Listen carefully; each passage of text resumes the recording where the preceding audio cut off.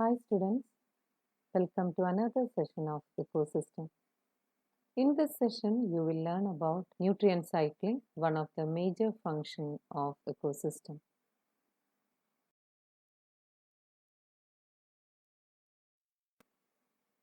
You all have learned about biogeochemical cycle in class 9. The movement of nutrient elements through various components of an ecosystem is called nutrient cycling or biogeochemical cycle.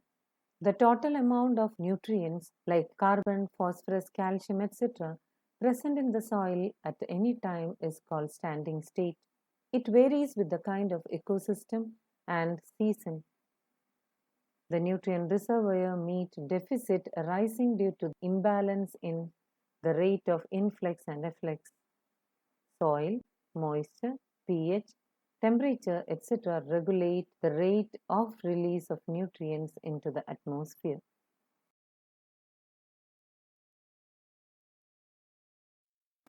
Nutrient cycles are of two types, gaseous cycle and sedimentary cycle.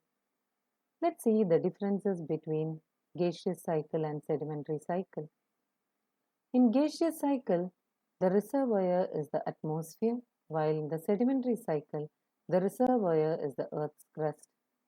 The nutrient occurs as gas or vapor in gaseous cycle, while the nutrient is non-gaseous in the case of sedimentary cycle. Gaseous cycles are comparatively quick, while sedimentary cycle is quite slow.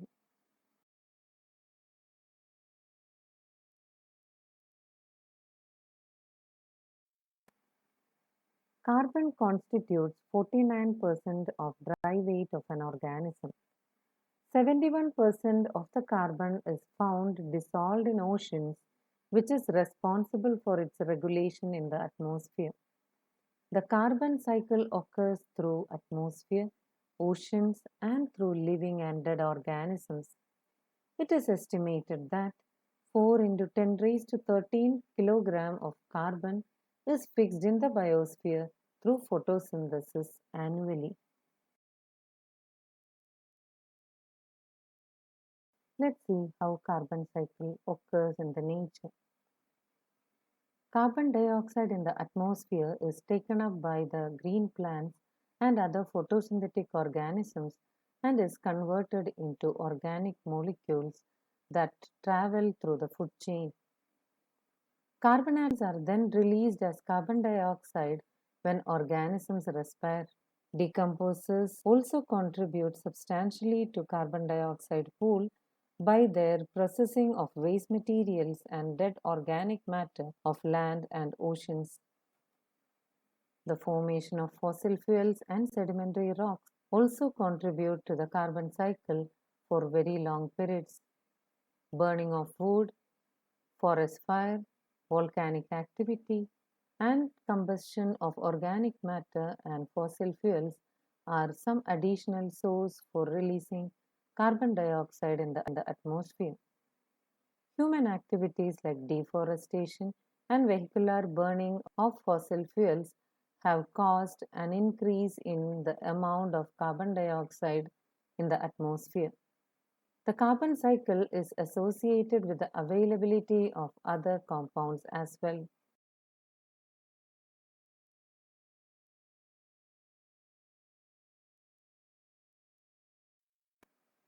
Let's see what is phosphorus cycle.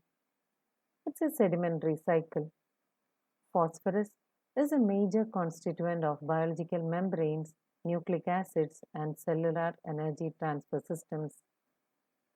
Many animals also need large quantities of this element to make shells, bones, and teeth. The natural reservoir of phosphorus is rock, which contains phosphorus in the form of phosphates. When rocks are weathered, minute amounts of these phosphates dissolve in soil solution and are absorbed by the roots of the plants. Herbivores and other animals obtain this element from the plants. The waste products and the dead organisms are decomposed by phosphate solubilizing bacteria releasing phosphorus.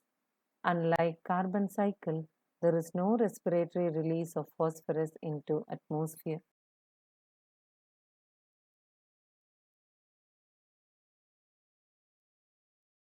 Let's have a look into the differences between phosphorus cycle and carbon cycle. Phosphorus cycle is a sedimentary cycle, while carbon cycle is a gaseous cycle. In phosphorus cycle, atmospheric inputs through rainfall are much smaller, while in carbon cycle, atmospheric inputs through the rainfall are more. Gaseous exchange of phosphorus between organism and environment is nil, while the gaseous exchange of carbon between the organism and environment is much more.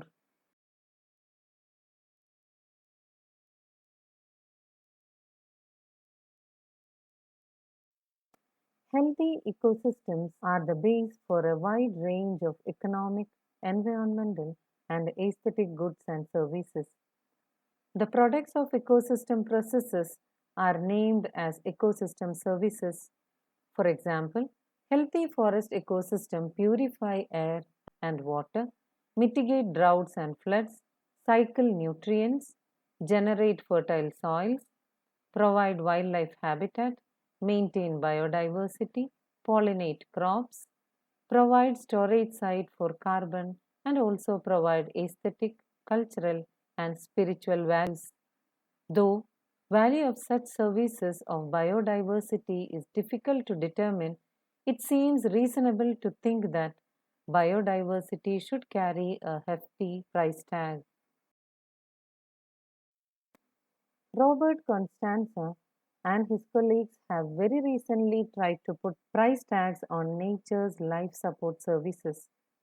Researchers have put an average price tag of US dollar 33 trillion a year on these fundamental ecosystem services, which are largely taken for granted because they are free.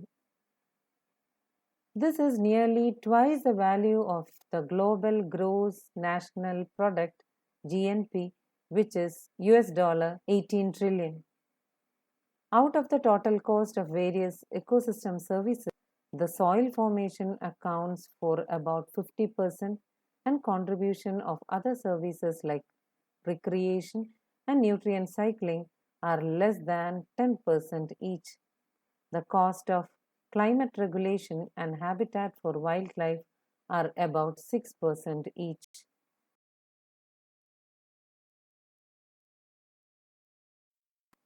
With this, we come to the end of the chapter Ecosystem. Thank you for joining with me.